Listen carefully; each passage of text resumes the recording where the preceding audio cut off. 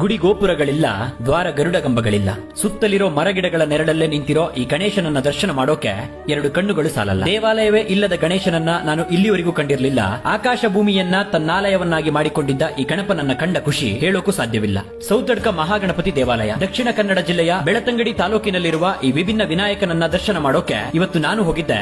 ಅಷ್ಟ ದಿಕ್ಕುಗಳಲ್ಲಿ ಕಂಡರೂ ಅದ್ಭುತವಾಗಿ ಕಂಗೊಳಿಸೋ ಈ ಏಕದಂತನನ್ನ, ಅವನಿಗೆ ಮಾಡಲಾಗಿದ್ದ ಅದ್ಭುತ ಅಲಂಕಾರಗಳನ್ನ, ಅದರ ಅಕ್ಕಪಕ್ಕದಲ್ಲಿದ್ದ ಸಿದ್ಧಿ ಬುದ್ಧಿ ವಿಗ್ರಹಗಳನ್ನ, ಭಕ್ತರು ಕಟ್ಟಿದ್ದ ಸಾವಿರಾರು ಗಂಟೆಗಳನ್ನ ನೋಡುತ್ತಾ ಈ ಸುಂದರ ವಾತಾವರಣದಲ್ಲಿ ಒಂದಷ್ಟು ಹೊತ್ತನ್ನ ಕಳೆದೆ. ಈ ಗಣೇಶ ಇಲ್ಲಿಗೆ ಬಂದ ತಡೆಗೋಡೆಗಳಿಲ್ಲದೆ ನೆಲೆ ನಿಂತ ಕಥೆಯನ್ನ ಕೆದಕಿದರೆ, ಗತಕಾಲದಲ್ಲಿ ಈ ಮೂರ್ತಿಯನ್ನ ಪೂಜಿಸುತ್ತಿದ್ದ ಹಾಗೆ ಈ ಪ್ರಾಂತ್ಯವನ್ನ ಆಳುತ್ತಿದ್ದ ರಾಜಮನೆತನದ ಮೇಲೆ ದಾಳಿಯಾಗತ್ತೆ. ಆ ದಾಳಿಯಲ್ಲಿ ಈ ಗಣೇಶನ ದೇವಾಲಯ ನಾಶವಾಗಿ ಈ ವಿಗ್ರಹ ಕಾಡಿನಲ್ಲಿ ಮರೆಯಾಗತ್ತೆ. ಗೋಪಾಲಕರಿಗೆ ಸಿಕ್ಕ ಈ ವಿಗ್ರಹವನ್ನ ಅವರು ಇಲ್ಲಿ ತಂದು ಪ್ರತಿಷ್ಠಾಪನೆ ಮಾಡ್ತಾರೆ. ನಂತರದ ದಿನಗಳಲ್ಲಿ ಗುಡಿಯನ್ನ ನಿರ್ಮಿಸುವ ಯೋಚನೆಗಳು ಬಂದರೂ ಗಣೇಶನ ಇಚ್ಛೆಯಂತೆ ಆ ಕೆಲಸವನ್ನ ಅಲ್ಲಿಗೆ ಕೈ ಬಿಡ್ತಾರೆ. ಇಲ್ಲಿ ಗಂಟೆಗಳನ್ನ ಕಟ್ಟೋ ಹರಕೆ ಇಟ್ಟರೆ ಇಷ್ಟಾರ್ಥ ಸಿದ್ಧಿಯಾಗತ್ತೆ ಅನ್ನೋ ನಂಬಿಕೆ ಇದೆ. ಆ ಹರಕೆ ಫಲಿಸಿದ್ದಕ್ಕೆ ಸಾಕ್ಷಿ ಇಲ್ಲಿ ಭಕ್ತರಿಂದ ಕಟ್ಟಲಾಗಿರೋ ಸಾವಿರಾರು ಗಂಟೆಗಳನ್ನ ಕಾಣಬಹುದಾಗಿದೆ. ಸುತ್ತಲೂ ಕವಿದ ಹತ್ತಾರು ಹಚ್ಚ ಹಸಿರಿನ ಮರಗಿಡಗಳ ಪ್ರಶಾಂತವಾದ ವಾತಾವರಣದ ಮಧ್ಯದಲ್ಲಿ ಕುಳಿತಿರೋ ಈ ಲಂಬೋದರನಿಗೆ ಮಳೆ ಬಿಸಿಲುಗಳ ಚಿಂತೆ ಇಲ್ಲ.